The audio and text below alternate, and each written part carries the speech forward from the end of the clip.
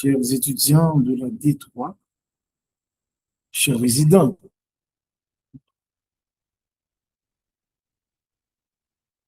J'éprouve un réel plaisir à vous présenter aujourd'hui la maladie occlusive de la carotide et des gros vaisseaux, un chapitre inscrit dans le cadre de notre cours de chirurgie vasculaire.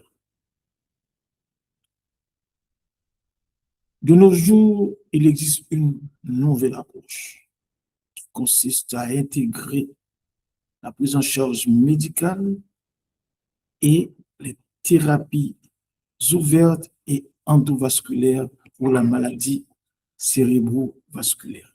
Ainsi, le spécialiste vasculaire agit en tant que membre à part entière d'une équipe soignante. La nécessité de cette intervention est prouvée par le succès des revascularisations de la carotide et des branches de la crosse de la aorte ainsi que l'artère vertébrale, le soulagement des lésions artérielles symptomatiques, sténosées ou des plaques ulcérées, des anévrismes et des tumeurs vasculaires.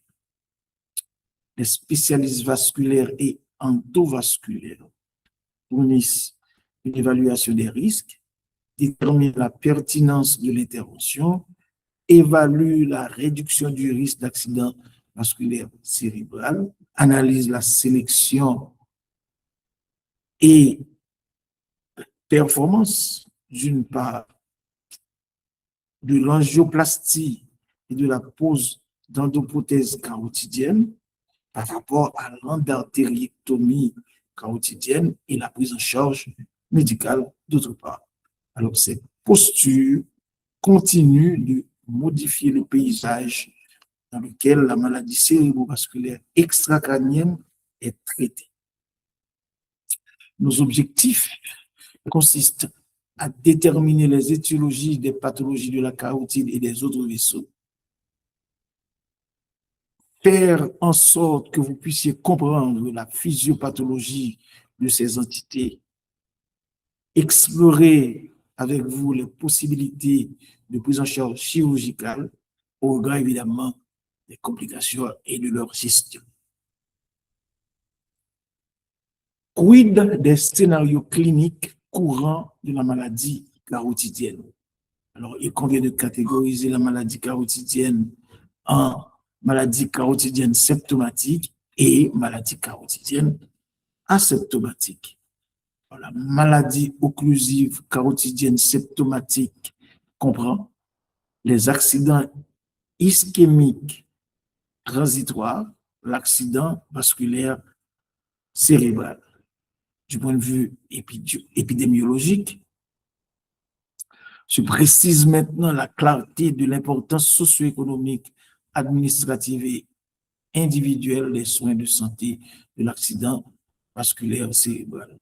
Aux États-Unis, puisque nous autres, nous ne disposons pas de statistiques, nous sommes bien obligés d'utiliser des statistiques importées. Plus de 790 000 AVC sont recensés chaque année, entraînant 140 000 décès.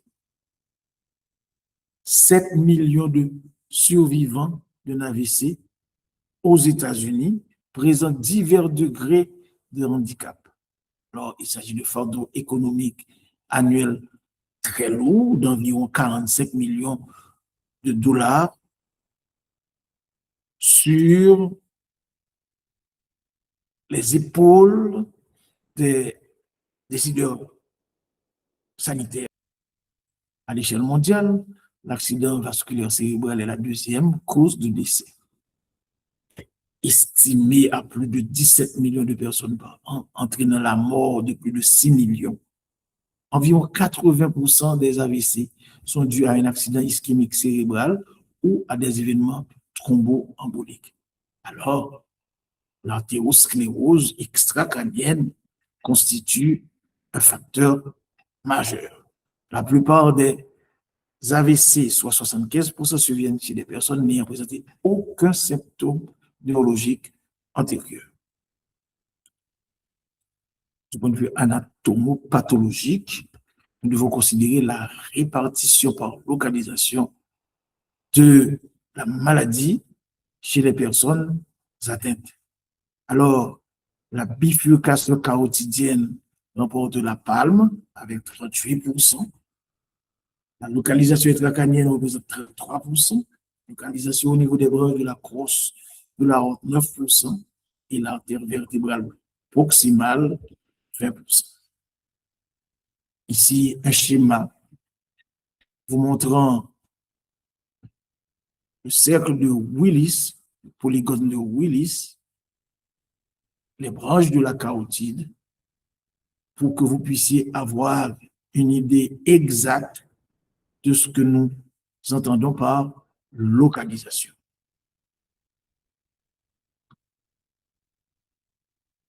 Nous devons en principe classifier les symptômes. Alors, classiquement, un accident ischémique transitoire est défini comme des symptômes neurologiques aigus durant moins de 24 heures et se résolvant complètement. Alors, on est en présence d'un accident ischémique transitoire. Mesurons de préférence la durée en minutes et non en heures. Alors, le terme déficit neurologique ischémie réversible est utilisé pour décrire des symptômes neurologiques qui durent plus de 24 heures, mais qui se résolvent ensuite rapidement. Déficit neurologique ischémique réversible. L'accident vasculaire cérébral est défini comme des symptômes neurologiques durant plus de 24 heures, avec évidemment un infarctus structuré. Le terme accident ischémique transitoire crescendo ou en salve est utilisé lorsque les accidents ischémiques transitoires surviennent plus fréquemment sur 24 à 48 heures, tout en conservant la réversibilité complète des symptômes neurologiques entre les épisodes. L'accident vasculaire cérébral en évolution correspond à l'absence de résolution des symptômes qui, au contraire, développe une tendance à la fluctuation, indiquant une atteinte neuronale et des risques d'infarctus. Ce sont des situations hautement instables. Alors, les symptômes qui doivent refléter des événements thromboemboliques dus à une maladie de l'artère carotide ou de la circulation antérieure comprennent une hémiparésie, une hémiparesthésie, la cécité monooculaire transitoire, amoureuse, fugace, ou une aphasie, c'est-à-dire des difficultés d'élocution. Alors, les accidents ischémiques transitoires ne sont pas sans conséquences. En effet, environ 75 à 80% des patients victimes d'un accident vasculaire cérébral n'ont présenté aucun symptôme neurologique transitoire préalable. Cependant, le corollaire est que si un patient subit un accident ischémique transitoire, le risque d'accident vasculaire cérébral devient significatif. Alors, des études ont mis en évidence un risque d'accident vasculaire cérébral de 30 à 50% sur 5 ans, une fois l'accident ischémique transitoire installé. En fait, des données récentes suggèrent qu'une proportion importante de ce risque survient dans les premières semaines suivant l'accident ischémique transitoire, avec des risques de 10 à 25% au cours du mois suivant l'événement. Certains ont même suggéré que 5 à 10% de ce risque survient dans les heures même suivant l'événement. Alors, les accidents ischémiques transitoires ne sont pas spécifiques de la présence d'une sténose de l'artère carotide ou de plaques détachées. En effet, seulement 50% des patients présentant un accident ischémique transitoire ont une sténose carotidienne serrée ou hémodynamiquement significative, une occlusion ou des plaques détachées, ulcérées. Les 50% des patients restant présentent une thromboembolie provenant évidemment d'autres sources, fibrillation auriculaire, de la crosse aortique, évidemment, de la maladie vasculaire intracrânienne ou sans aucune étiologie évidente. Les accidents ischémiques transitoires dus à une thromboembolie d'un autre site ou à une hypercoagulabilité conduisent fréquemment à un accident vasculaire cérébral. Cependant, les patients qui ne présentent aucune étiologie évidente pour leurs accidents transitoires, les artères carotides relativement normales à l'évaluation, suivent généralement une évolution plus bénigne. Ils subissent rarement un accident vasculaire cérébral.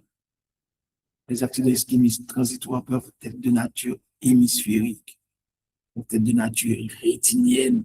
Chez 25% des patients présentant un athérome symptomatique de la bifurcation carotidienne, des troubles visuels constituent les symptômes révélateurs. L'amorose fugace est la plus fréquente de ces manifestations. On peut trouver également les hémianopsies transitoires et d'autres déficits subtils du champ visuel, mais sur une fréquence diminuée par rapport à l'amorose fugace.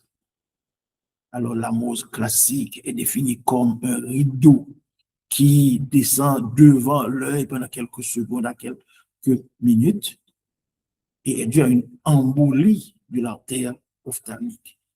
Bien que l'histoire naturelle de la amorose fugace soit un peu plus bénigne que les accidents ischémiques transitoires hémisphériques, il reste significatif.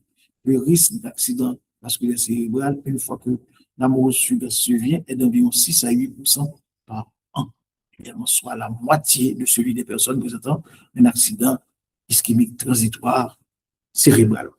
Et chez les personnes présentant des symptômes visuels d'une maladie cérébrovasculaire, un groupe important, 25%, souffrira finalement d'une perte de vision permanente. Alors, les accidents vasculaires récidifs, l'importance d'identifier les personnes atteintes d'accidents vasculaires cérébrales et d'artériosclérose cérébrovasculaire, en particulier au niveau des artères extracrâniennes, tient à la gravité de la récidive. Sans traitement, les personnes atteintes d'AVC subiront un nouvel AVC à un taux compris entre 10 et 20% par an, si bien que le risque brut à 5 ans se situe entre 50 et 100%. La mortalité associée à cette deuxième vague est stupéfiante, atteignant 35%, et les événements au-delà du deuxième événement dépassent 60%. C'est pour cela qu'il faut instaurer rapidement le traitement adéquat. Alors, il existe des symptômes inhabituels de la maladie cérébrovasculaire. On peut rencontrer une détérioration de l'acuité visuelle due à une ischémie oculaire chronique, une maladie occlusive bilatérale sévère entraîne un déséquilibre entre l'offre et la demande dans la rétine avec une augmentation de la demande métabolique. Alors, c'est cette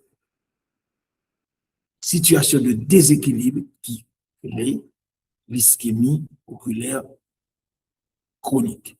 Alors, l'ischémie oculaire chronique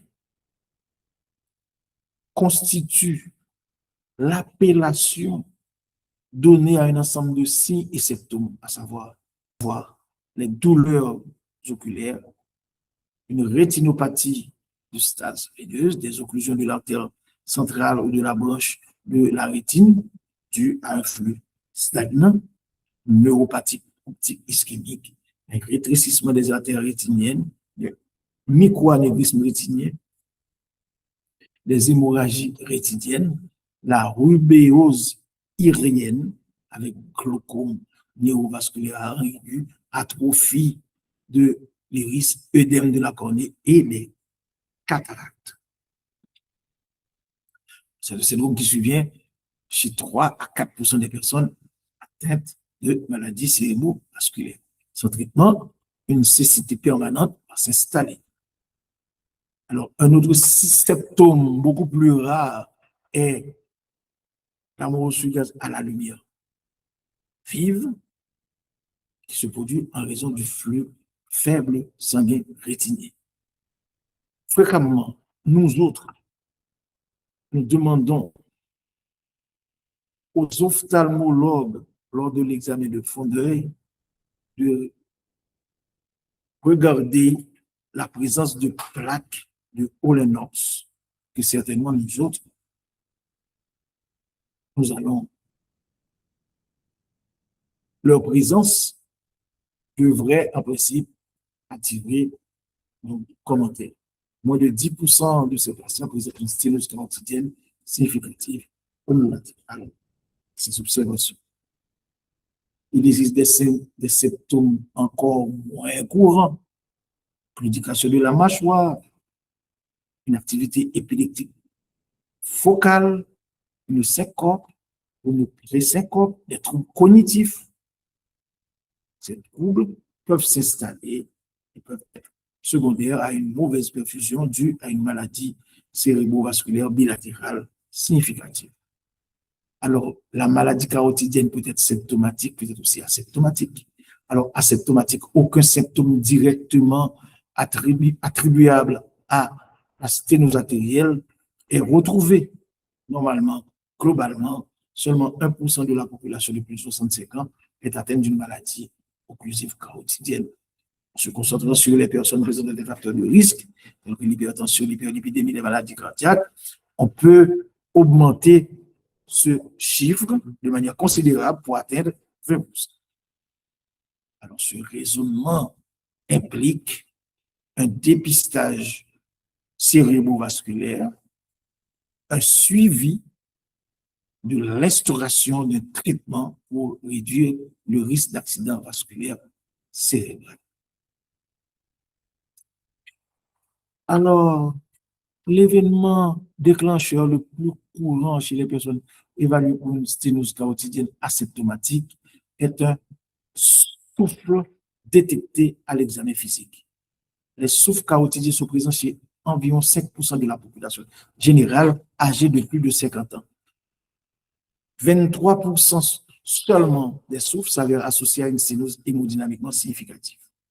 Moins de la moitié des sténoses significatives surviennent en présence d'un souffle. Il n'existe pas de corrélation entre l'intensité d'un souffle et le degré de rétrécissement. L'imagerie va nous aider énormément dans l'établissement du diagnostic. Alors, le duplex carotidien est l'examen le plus important, c'est-à-dire va nous permettre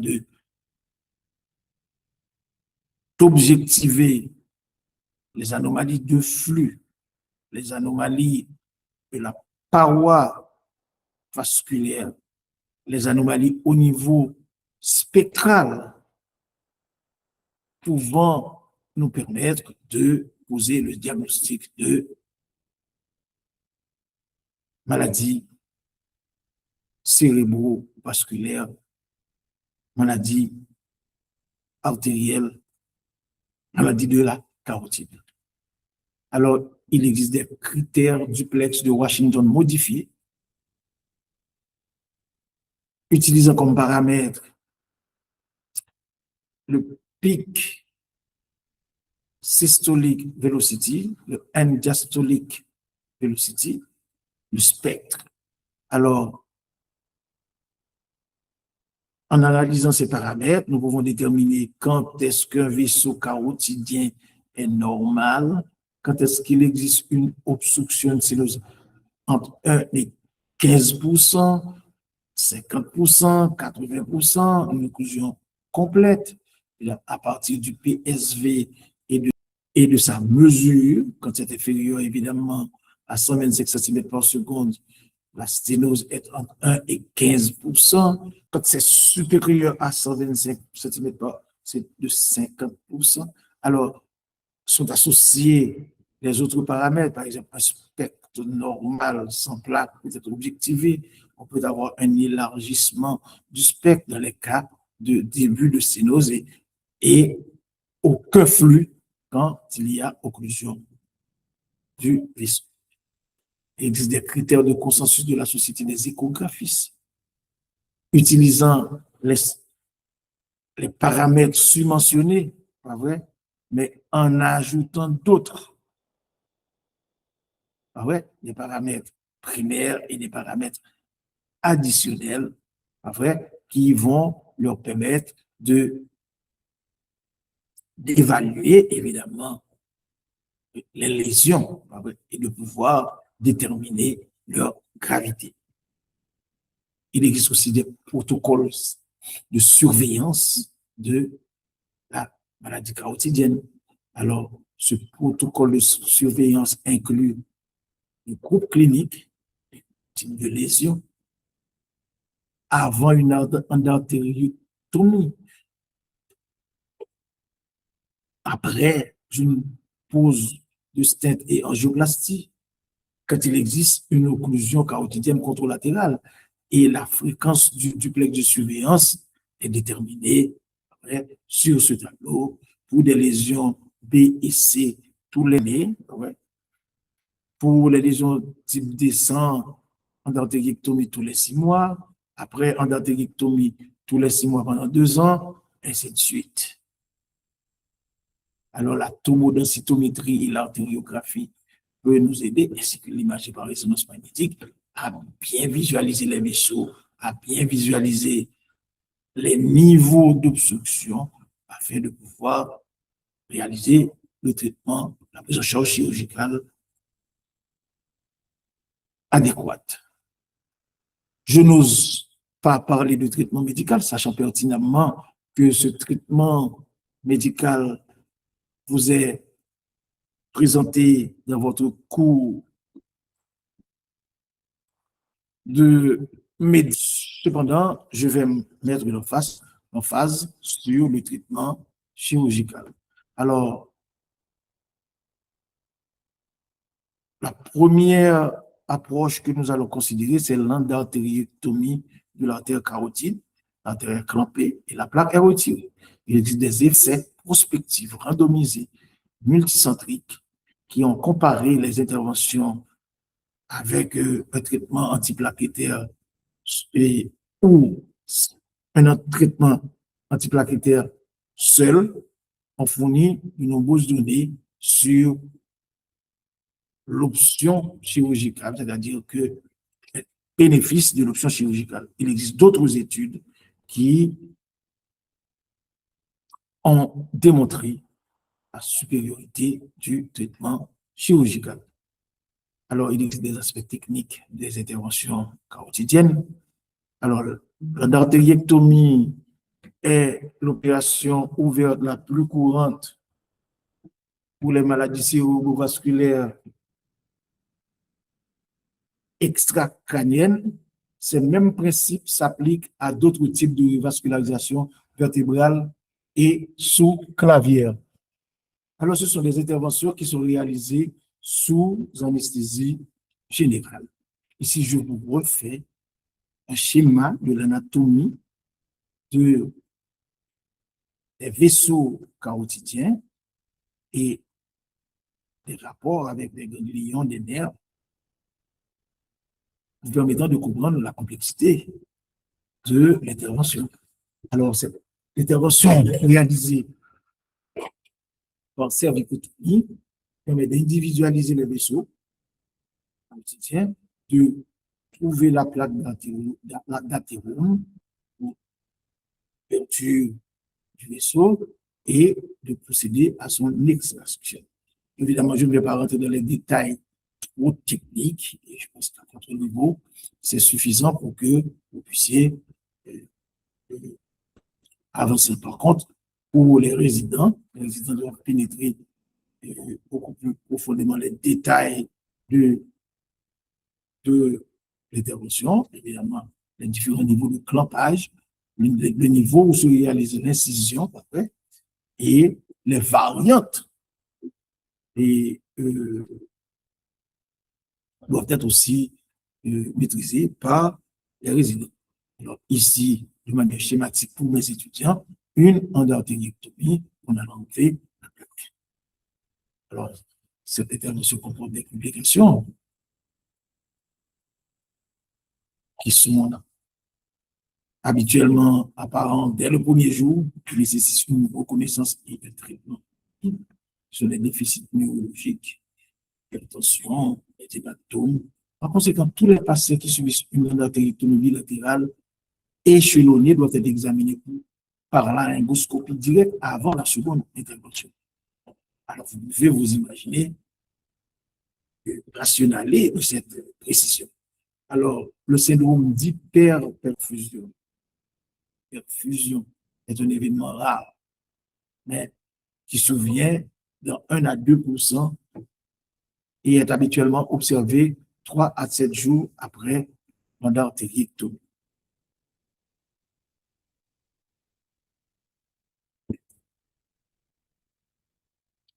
Il existe des complications tardives, sont rares, sur les symptômes de sténose carotidienne récurrente. Les patients ayant subi une pose de stent carotide doivent également être suivis régulièrement, par exemple tous les 6 mois. Un pseudo-anévrisme carotidien peut survenir après fermeture artérielle primaire ou une angioplastie. Alors, il est impératif que les patients soient pleinement éveillés avec un peu de sédation quand on doit réaliser une angioplastie et pose de stent carotidien par voie transfémorale. On peut les réaliser aussi par voie transcarotidienne. On doit avoir sous la main un éventail complet de médicaments pouvant nous permettre de réagir à des cas de complications. Par exemple, le patient peut présenter une bradycardie réflexe lors du passage proximité du bulbe carotidien. Alors, voilà comment se réalise cette intervention. Ici, vous avez votre patient. On utilise la technique de Sellinger au niveau de la tête fémorale. On remonte jusqu'au niveau de la carotide et au niveau surtout de la lésion, identifiée préalablement par la fluoroscopie ou par l'angiographie. Donc, on pose un ballon que l'on gonfle et on enlève le ballon et on laisse un stent. Avec des complications, évidemment. Saignement avec hématome, pseudo-anévrisme, formation de fissure artério-veineuse dans moins de 4% des cas. Alors, des fois, on est obligé d'utiliser 2 stents. Mais retenez que les stents augmentent le risque de complications thromboemboliques. Mais des fois, un stent supplémentaire est nécessaire. Il ne faut pas lésigner à le placer, surtout si vous avez positionné inadéquatement votre premier stent. Alors, quand vous réalisez une angioplastie par ballonnet, un ballonnet souple doit être utilisé. Alors, vous devriez comprendre que ce n'est pas aussi facile. Les vaisseaux ne sont pas avec des bords bien définis, rectilignes. Non, ce sont des vaisseaux parfois tortueux. Alors, ici, une étude réalisée par plusieurs secteurs qui ont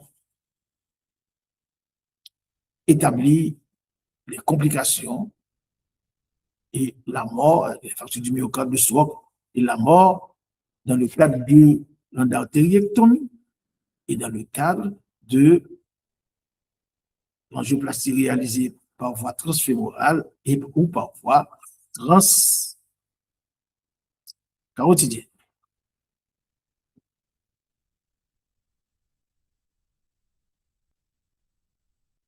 L'insuffisance vertébro-basilaire a attiré aussi notre attention dans le cadre de ce cours.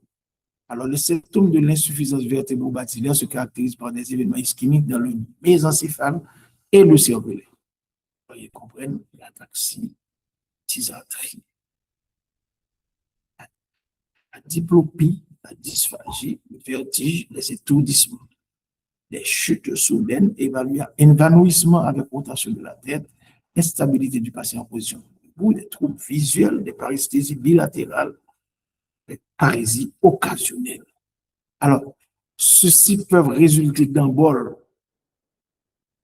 ou d'une hypoperfusion de l'artère basilaire et de ses branches. Alors, on se trouve dans le cas d'une insuffisance vertébro-basilaire et hémodynamique. Il s'agit de la plus fréquente. Alors, l'accident vasculaire cérébral de la circulation postérieure représente 25% des ACV et les risques d'ACV et de mortalité associés après un accident ischémique transitoire vertébro-basilaire semblent similaires à ceux du territoire carotidien. On connaît moins la sténose vertébro-basilaire et son traitement beaucoup moins étudié par rapport à la circulation antérieure. Une sténose de l'artère sous-clavière proximale à l'artère vertébrale ou une sténose de l'origine de l'une ou l'autre des artères vertébrales peut diminuer le flux vertébro-basilaire. De plus, seule la moitié des individus présentent un cercle de Willis normal.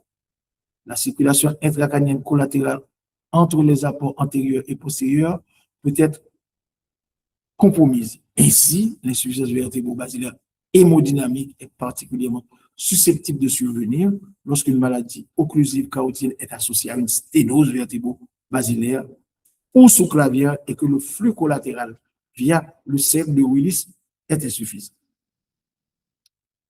Alors, nous allons aborder la maladie des gros vaisseaux en commençant par, évidemment, les vaisseaux supra-aortiques, les vaisseaux brachiocéphaliques.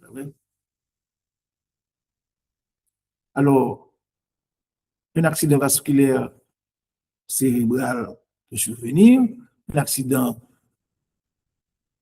ischémique transitoire antérieur ou postérieur peut survenir, une ischémie cérébrale de la zone de jonction, observée lors des périodes de baisse relative de la pression artérielle, un vol sous clavier, des événements thromboemboliques et une claudication du bras. Les indications du traitement de ces lésions reposent principalement sur des cas symptomatiques. Il faut prévenir la récidive d'accidents ischémiques transitoires, d'accidents vasculaires cérébrales et la perte de tissu au niveau des membres supérieurs.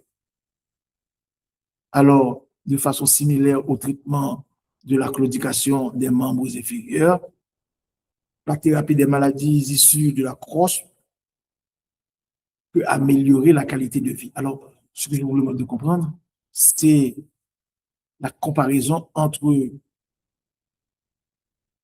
la jonction aorto-iliaque et la jonction crosse tronc supra-aortique. Alors, ces deux configurations nous permettent de comprendre cette similarité qui est établie entre le membre supérieur et le membre inférieur. Alors, une sténose ou une occlusion de l'artère sous-clavière gauche est une lésion d'origine athérosclérosique rencontrée fréquemment. Généralement, c'est une lésion asymptomatique qu'on peut découvrir parce que la pression artérielle du bras gauche est plus basse que celle du bras droit. La claudication du bras gauche survient rarement de manière active car la circulation collatérale vers le bras gauche est habituellement bien développée. On peut retrouver des masses pulsatiles au niveau du cou qu'il convient de diagnostiquer. Alors, ces masses peuvent être des anévrismes artériels, des tumeurs du glomus carotidien, une lymphadénopathie locale qui devient pulsatile justement à cause de la présence des vaisseaux, une artère carotide proéminente et tortueuse. Après une endartériectomie, ces tumeurs, ces masses peuvent correspondre à un pseudo-anévrisme du patch.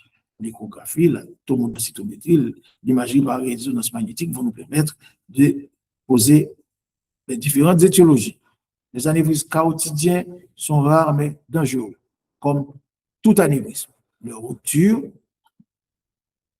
cataclysmique, catastrophique, l'embolisation cérébrale, la thrombose et des syndromes de compression vont nous mettre dans de sérieuses difficultés.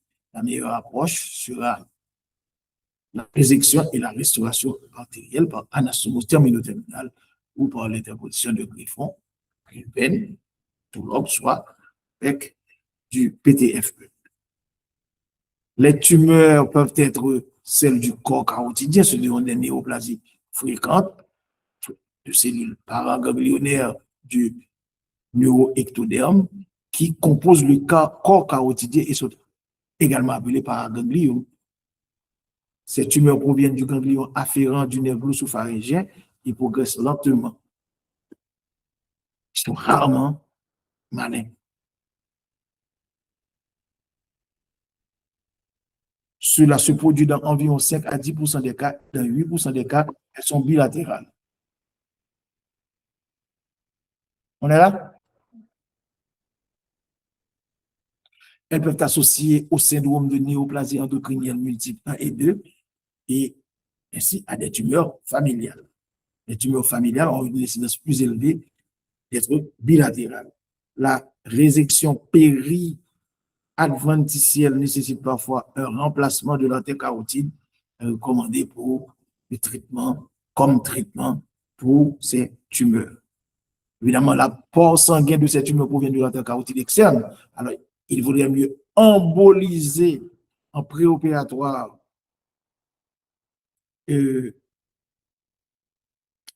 avant la résection, lorsque la tumeur mesure plus de 5 cm. La radiothérapie semble avoir peu de valeur dans cette prise en charge.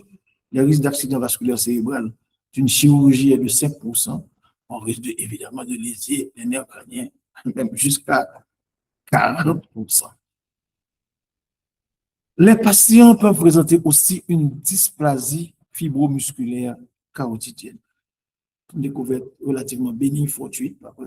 Et l'incidence d'un accident vasculaire ultérieur est inférieure à celle observée avec la maladie occlusive carotidienne.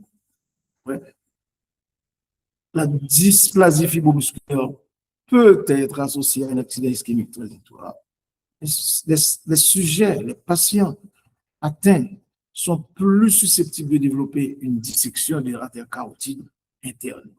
Lorsque les symptômes neurologiques ou visuels sont présents, ils disparaissent généralement sans intervention et ne récidivent que rarement. Alors, ces patients sont placés sous traitement antiplanétaire. Les sténoses symptomatiques de haut grade dues à la DFM peuvent être traitées par dilatation ou par angioplastie de la carotide interne. Dissection carotidienne, tout comme la aorte peut présenter une dissection, l'artère carotide peut présenter aussi une dissection qui peut être secondaire à un traumatisme ou à une hyperextension du cou. Alors, il existe des causes déclenchantes telles que les efforts de vomissement et la toux ou des maladies du tissu conjonctif. Alors, le plus souvent, l'élément causal reste certain. Les symptômes évocateurs d'une dissection comprennent les céphalées, les douleurs cervicales et un syndrome de Claude Bernard-Horner. Alors, des paralysies, des nerfs crâniens, des acouphènes, généralement pulsatifs, peuvent être retrouvés. Les événements neurologiques surviennent en raison d'événements thromboemboliques ou d'une hypoperfusion. Le traitement est l'anticoagulation, car ces lésions sont difficiles à réparer chirurgicalement. Une surveillance sérielle par échodoppler est suggérée en cas de symptômes persistants. Une réparation ouverte, un pontage ou une pose de stent est indiquée. Alors, les artères carotides peuvent développer des boucles, peuvent être en boucle. Alors, les boucles de l'artère carotide résultent de séquençage incorrect de la descente cardiaque et du déroulement carotidien au cours du développement embryologique. Ces plicatures sont normalement secondaires à une plaque d'athérosclérose et ou un affaiblissement de la paroi artérielle liées au processus dégénératif.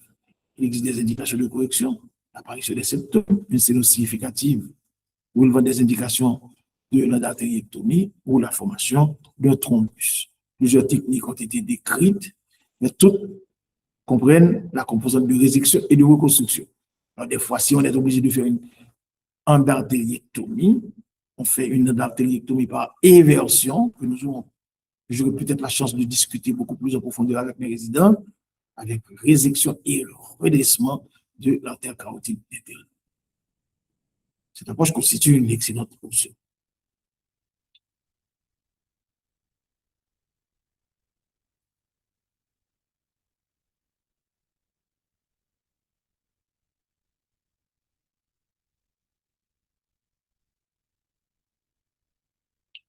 Les artères rénales. Alors, on doit dépister une atteinte des artères rénales chez tous les patients atteints d'hypertension résistante. Il ne suffit pas de demander seulement un bilan rénal, mais il faut demander aussi un duplex des artères rénales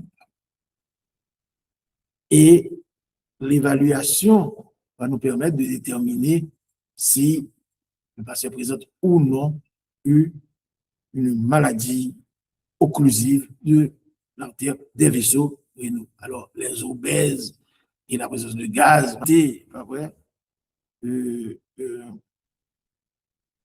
l'évaluation, cela va dépendre aussi de l'expérience de l'opérateur. Vous savez que ces examens sont opérateurs dépendants. Alors, dans 5 à 15% des études, une visualisation inadéquate des artères rénales peut survenir. Et s'il existe des artères rénales multiples ou accessoires, la sensibilité de l'examen va encore diminuer. Alors, on va mesurer le pic systolique velocity de l'artère rénale et au niveau de l'aorte et déterminer le rapport. Alors, les critères généraux d'une cirrhose de l'artère rénale supérieure à 60% sont une PSV supérieure à 200 cm par seconde et un RAR, c'est-à-dire rapport réno-aortique, supérieur à 3,5. Alors, quand le diagnostic est posé, il convient, pas vrai, de réaliser, pas vrai, les interventions appropriées. Alors, on peut réaliser une angioplastie transluminale percutanée et pose de stent. On peut réaliser un pontage aortorénal, un pontage extra-anatomique, une thromboendartériectomie et en dernier lieu, une néphrectomie. Alors, regardez les différentes possibilités de réaliser un pontage. On peut réaliser un pontage avec l'aorte, on peut réaliser avec le système aorto-iliaque, pas vrai? Mais aussi avec les branches de l'artère cœliaque, en cas de maladie aortique, je dirais, significative. Alors, regardez ici les possibilités. Ici, regardez qu'on a utilisé l'artère splénique. Hein? OK? Regardez ici les autres possibilités qui vous sont offertes. Nous allons regarder maintenant la maladie occlusive artérielle mésentérique, d'une importance capitale. Généralement, nos chirurgiens ratent le diagnostic de l'ischémie mésentérique qui peut être aiguë ou chronique, toujours placée dans le cadre de tableau d'abdomen aigu qui rend la démarcation difficile. Pas vrai? Alors, l'atteinte de l'artère mésentérique supérieure et des vaisseaux cœliaques peut être évaluée par l'échographie duplex. Alors, l'ischémie mésentérique chronique se caractérise par des douleurs postprandiales, une perte de poids et une peur de manger. Alors, les patients atteints d'ischémie mésentérique aiguë présentent une douleur abdominale intense qui est initialement disproportionnée par rapport à l'examen, peut finalement conduire à une péritonite. Alors, les patients atteints d'ischémie mésentérique aiguë, contrairement à ceux atteints d'ischémie chronique, bénéficient rapidement d'une artériographie standard, par cathéter, d'une laparotomie ou d'un examen à l'angioscanner immédiat. On peut toujours réaliser le duplex des vaisseaux mésentériques. Alors, les patients atteints d'ischémie mésentérique chronique, à force de ne pas manger, sont presque toujours assez minces, ce qui facilite le duplex. En général, une vitesse systolique de pointe supérieure à 275 cm par seconde dans l'artère mésentérique supérieure et une vitesse supérieure à 200 cm par seconde dans l'artère cœliaque sont prédictifs de sténose supérieure à 70% dans ces vaisseaux. Comme dans les artères rénales, l'artérosclérose affecte généralement les orifices des artères mésentériques. Et le duplex réalisé peut démontrer le flux rétrograde dans les artères gastro-duodénales ou hépatiques communes comme signe caractéristique évoquant une sténose de l'artère cœliaque. L'artère mésentérique inférieure doit être examinée pour vérifier également sa perméabilité. La maladie isolée de l'artère mésentérique inférieure, en l'absence de maladie de l'artère mésentérique supérieure ou du tronc cœliaque, n'entraîne pas l'ischémie mésentérique chronique, mais peut être associée à une colite ischémique lorsque le flux collatéral est insuffisant. Lorsqu'il existe un fort indice de suspicion, une étude duplex insuffisante ou négative doit être suivie d'une imagerie complémentaire telle que l'angioscanner, le MRI ou une angiographie. Alors, voici comment on peut corriger une ischémie mésentérique par chirurgie ouverte. Vous voyez qu'on a réalisé une anastomose au niveau du tronc cœliaque avec l'artère, je dirais, avec l'artère mésentérique supérieure. Alors, on a pratiquement enlevé le tronc cœliaque qui est remplacé par une prothèse, pas vrai? Et vous regardez, et l'anastomose qui est réalisée ici avec l'artère mésentérique. Alors, beaucoup plus compliqué, on peut réaliser une anastomose avec l'artère hépatique, une anastomose avec l'artère mésentérique et la connexion au niveau de l'artère iliaque primitive. Syndrome du vol sous-clavier. Une sténose proximale de l'artère sous-clavière peut entraîner une infection appelée syndrome du vol sous-clavier. Dans de tels cas, l'effort du bras entraîne une vasodilatation de la musculature distale avec augmentation de la vitesse du flux passant à travers la sténose proximale. Alors, cette augmentation de la vitesse entraîne une diminution de la pression distale, une inversion du flux dans l'artère vertébrale, donc une insuffisance du flux au niveau vertébro-basilaire. Alors, ce flux peut être rétrograde ou bidirectionnel, peut être observé, détecté à l'échographie. Évidemment, quand l'artère sous-clavière est obstruée, justement, les conséquences seront visibles au niveau du membre supérieur. Alors, je vous réserve le cours sur l'accès à la dialyse pour la semaine prochaine. Je vais m'arrêter ici et je suis disposé, très disposé à répondre à vos questions, si questions il y en a. Je vous remercie.